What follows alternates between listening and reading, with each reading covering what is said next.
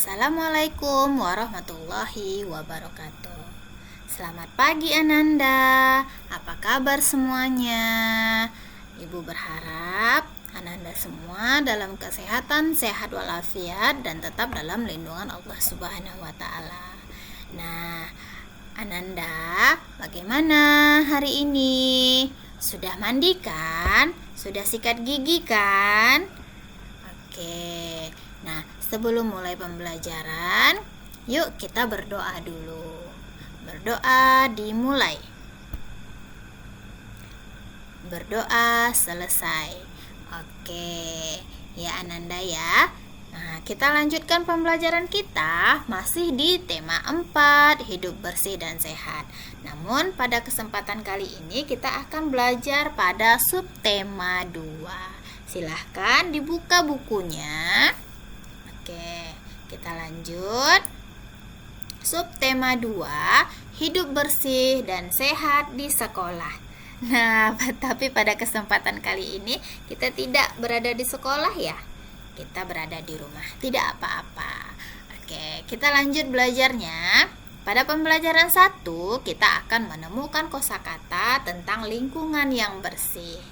Kita dapat menemukan kata-kata yang berkaitan dengan lingkungan yang bersih dalam teks. Contoh kata-katanya adalah bersih, sehat, piket, menyapu, mengelap, menyikat, mengepel, dan rapi. Nah, ayo temukan kata-kata kosakata setelah membaca teks. Yuk kita baca dulu teksnya ya. Oke, yuk kita baca bersama. Piket kelas. Kelompok Dedi sedang melaksanakan tugas piket kelas.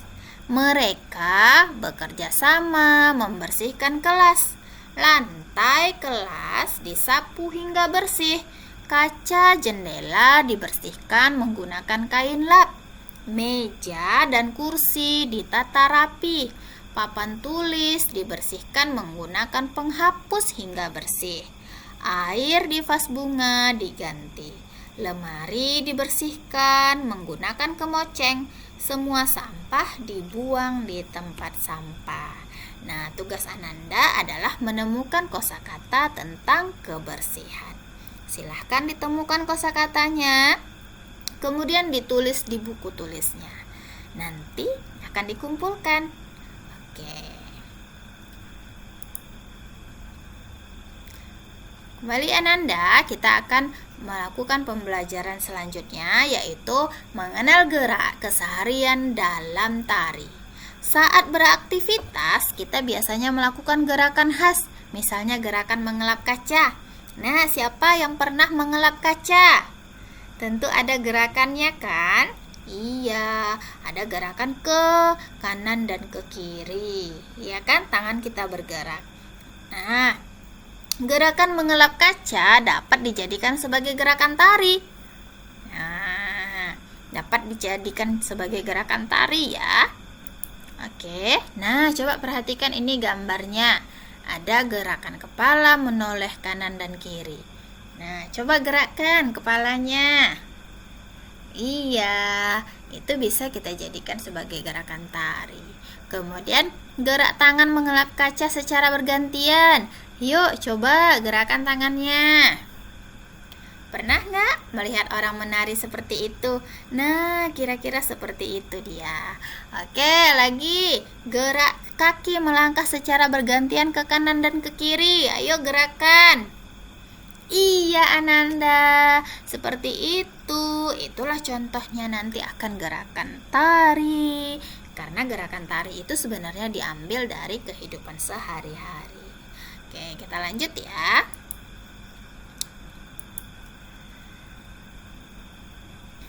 Kita lanjut pada halaman berikutnya, yaitu mengelompokkan bangun datar. Nah, pada pertemuan sebelumnya kita sudah menentukan yang mana namanya sisi, sudut, dan titik sudut. Nah, pada pembelajaran kali ini kita akan mengelompokkan bangun datar berdasarkan sisi, sudut, dan titik sudut. Iya, benar. Nah, coba perhatikan gambar pertama ini, dia terdapat 3 sisi, 3 sudut, dan 3 titik sudut. Kemudian gambar ini disebut dengan segitiga. Nah, pada gambar yang kedua, ini dia memiliki 4 sisi, 4 sudut, dan 4 titik sudut. Kemudian gambar ini disebut dengan segi empat. Oke. Nah, sekarang silahkan Ananda jawab ini. Yang mana namanya segitiga? Yang mana namanya segi empat? Yuk, dikerjakan di bukunya.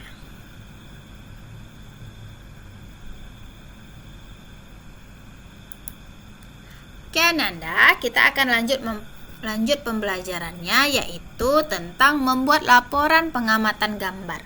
Nah, sebelum membuat laporan, perhatikan terlebih dahulu gambar dengan cermat. Setelah mendapatkan informasi dari gambar, kita dapat melaporkan hasil pengamatan.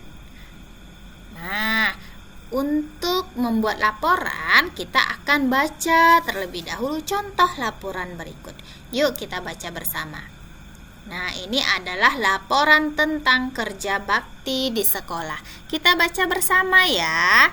Para siswa melakukan kegiatan kerja bakti. Mereka membersihkan lingkungan sekolah. Ada siswa yang bertugas menyapu halaman. Ada juga siswa yang bertugas mengangkut sampah ke tempat sampah.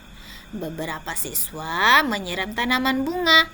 Semua siswa bekerja bakti dengan rukun. Nah, Ananda, ini adalah contoh dari sebuah laporan dari kegiatan anak-anak di sekolah ketika melakukan kegiatan kerja bakti. Oke. Kita lanjut pembelajaran berikutnya, yaitu pembelajaran kedua tentang sikap untuk menciptakan persatuan di sekolah. Kegiatan yang mencerminkan persatuan. Yang pertama itu adalah kerja bakti. Kemudian mengerjakan tugas kelompok, kemudian bermain bersama teman, dan berolahraga bersama teman. Ini adalah contoh sikap untuk menciptakan persatuan. Nah,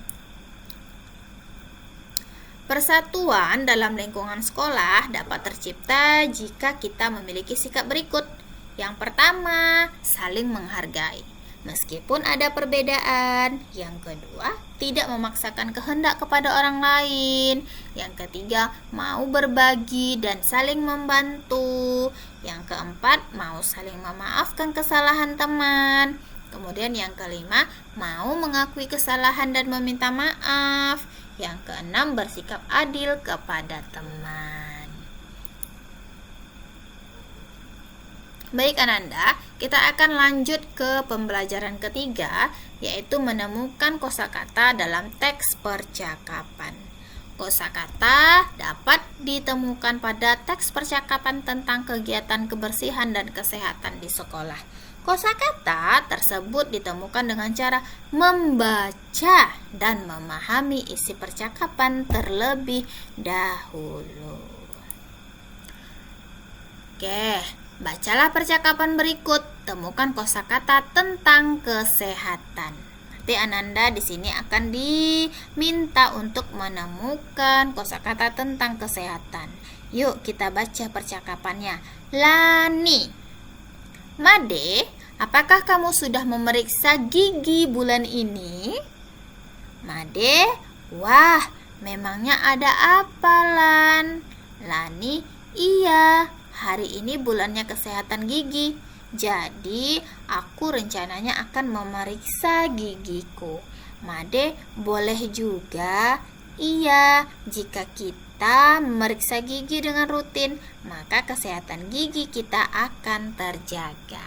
Yuk, sekarang Ananda pilih kosakata tentang kesehatan. Silahkan ditulis di bukunya. Nanti akan kumpulkan seperti biasa ya Ananda. Kita lanjut pada pembelajaran ketiga, memperaga gerakan tarian dengan iringan musik. Nah, pada pembelajaran sebelumnya kita itu sudah menemukan gerakan tari berdasarkan kegiatan kita. Sekarang kita gerakan tariannya akan diiringi oleh alat musik atau benda-benda sekitar. Contoh alat musik untuk mengiringi gerakan tarian yang pertama itu adalah namanya gendang. Tentu Ananda sudah sering melihat kan? Ini sudah sering ya, di sekolah kita juga ada gendang. Kemudian tamborin, ada juga ya. Kemudian triangle. Triangle ini sering kita lihat di televisi. Ini maracas. Nah, oke, kita lanjut. Nah, selain benda-benda tadi, ada juga benda-benda di sekitar untuk mengiringi gerakan tari. Nah, contohnya itu sapu lidi. Ini bisa digunakan untuk mengiringi gerakan tari. Kemudian ember plastik. Kemudian botol plastik yang diisi beras, jadikan kayak seperti gemoceng. Kemudian pulpen yang di toko-toko yang dia nanti akan menimbulkan suara yang bisa dijadikan gerakan untuk mengiringi gerakan tari. Oke, Ananda, kita lanjut ke pembelajaran ketiga, menentukan bentuk permukaan benda. Setiap benda memiliki permukaan, ada permukaan berbentuk lingkaran, ada juga permukaan berbentuk segi empat. Oke, di sini ada 2 gambar. Yuk, bedakan yang mana permukaan benda berbentuk lingkaran dan segi empat. Nah, yang mana ya? Lingkaran dan segi empat. Yuk, lingkaran itu bulat. Iya, segi empat itu dia memiliki 4 sisi, 4 sudut, dan 4 titik sudut. Seperti pembelajaran kita sebelumnya ya. Silahkan Ananda jawab ya di buku tulisnya. Silahkan dijawab yang mana itu lingkaran dan yang mana segi empat. Oke. Lanjut Ananda, kita pada pembelajaran keempat, yaitu menemukan informasi dari suatu teks. Salah satu cara memperoleh informasi adalah dengan cara membaca.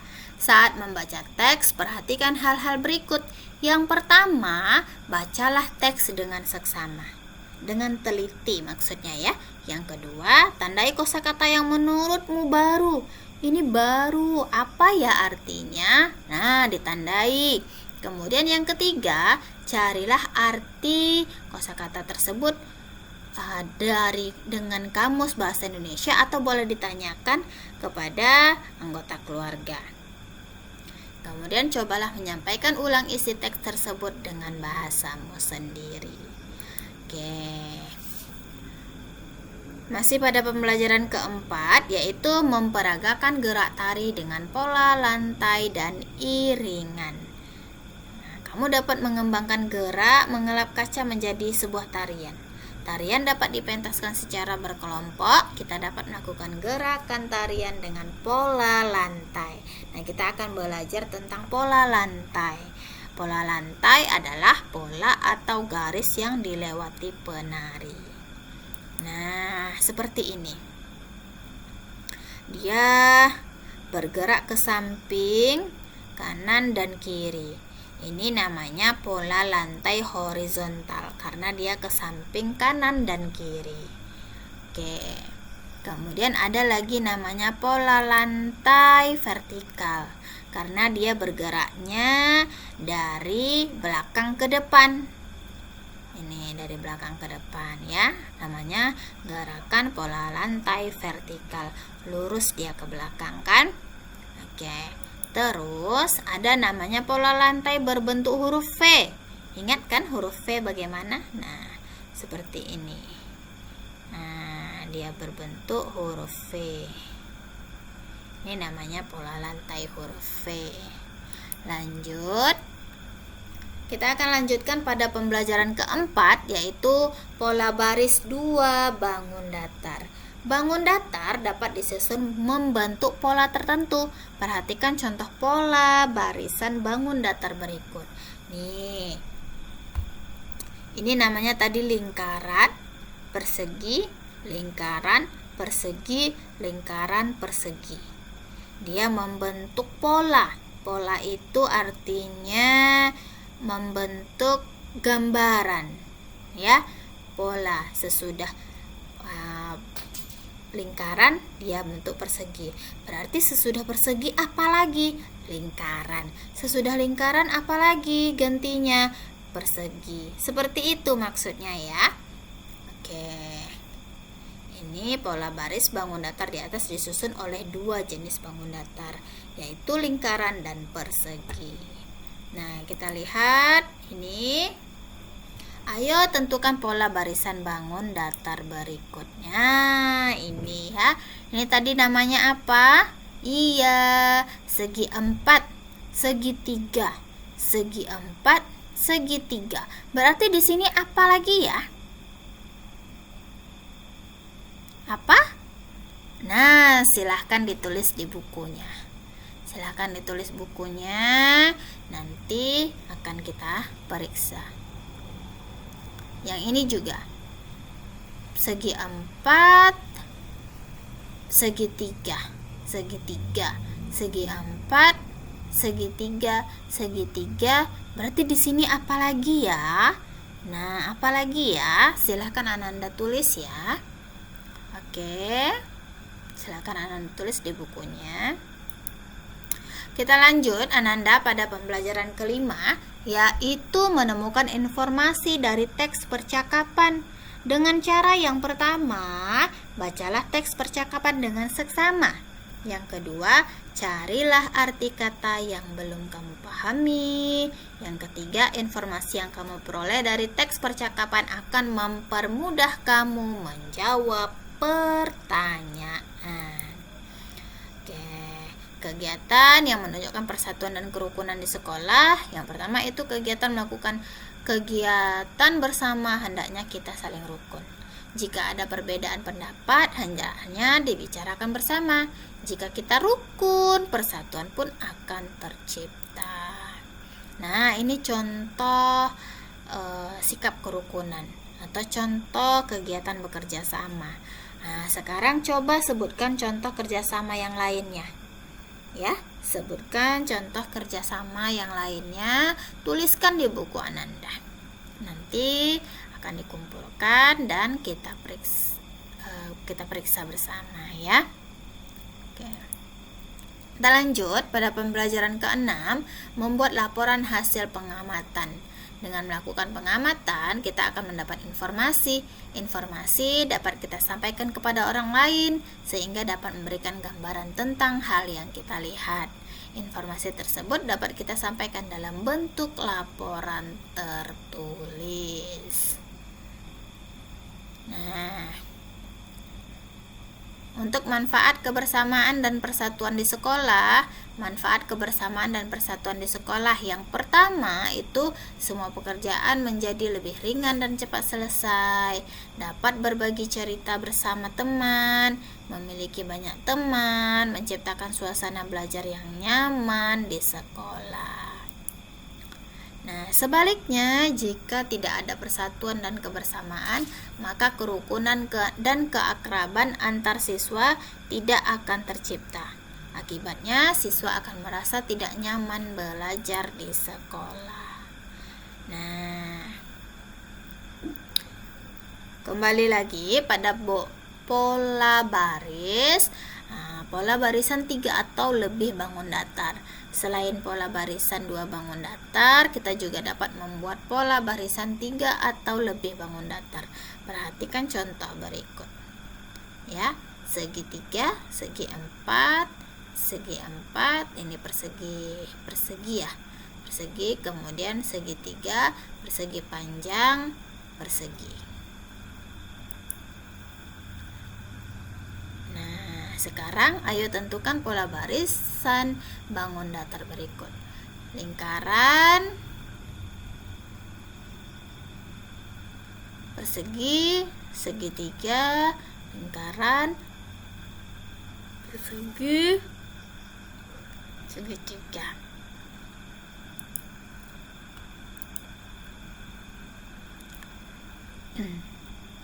Itu saja Ananda. Terima kasih. Assalamualaikum warahmatullahi wabarakatuh.